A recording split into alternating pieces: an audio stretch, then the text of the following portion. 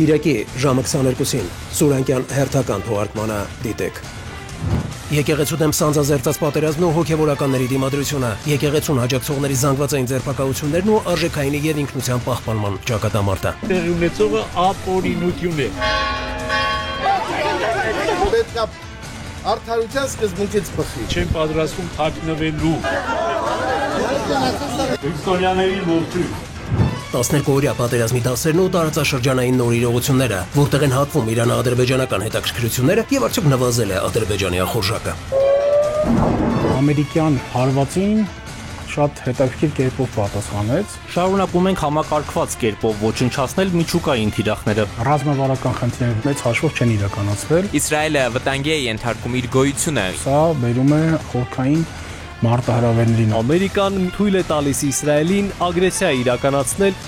Ներքևները չեն ցանկանում, վերևները չեն կարողանում, կամ էլեկտրոնային դեղատոմսերի համակարգի տապալումը, ինչի հանգեցրեց իշխանությունների մի քայլ առաջ, մի քայլ հետ գործելավոճը եւ ինչպես են համակարգը տապալելուց հետո շարունակում տուգանել դեղատներին։ Պլյուս հիմա գումարվի ապահովագրականը, դուք պատկերացրեք, թե սա ինչ բեռ է։ Ապահովագրական փաթեթը կգործարկվի Դոկումենտում իշտեղն այդպես էլ չգտնելով օրացույցում։ Ներգրավված չեն 25 թվականի բյուջեն։ Ընդհանրապես ես տեսնում եմ, որ մի հատ հայեցակարգ է հաստատվել։ Չի իրականանում ուղղակի։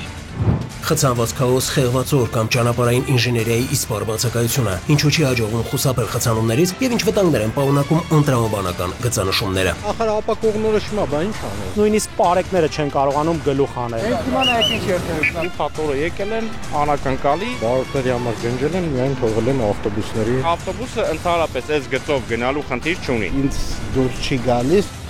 Նոր պայթյուն նույն գազալացակայանում եւ միջ համայնքային ճանապարհին ճակատ-ճակատի բախումը, ինչպես է հասցրել մինչեւ հրդեհի բռնկումը դուրս գալ մեքենայից եւ ինչպես են օրվա պիկ ժամին իրար վրա կրակել։ Մոտորն ուրա։ Ուրիշ քանի հատ կրակեց։ Պայթյունից վնասվել են։ Ոտիկ մի գնացեք ժողովուրդ։ Վարկանական տարածք։ Երբ բացում են հույսի դուռը կամ 10 հոգանոց ընտանիքի գոյատևման պայքարի վերջի սկիզբը, ինչու այլևս չեն հնչեցնի, տեսնես ինչպես քնեցին գիշերը հացը եւ ինչ խոստացավ ընտանիքի հայրը։ Բազմոցիվա չեն կանգնել, արդեն ամեն մեկը իր տեղը կունենա։ Նոր կառավարների վրա կքնեն։ Հանդիպ գեղեցիկ ֆիլմ փոփոխ ձևած փողով, շնորհական աշխատանքներ պետք անեն։ Ամուր կանես ընտանիքի կողքին։ Ցավոտ հարցերի պատասխանները կգտնենք միասին։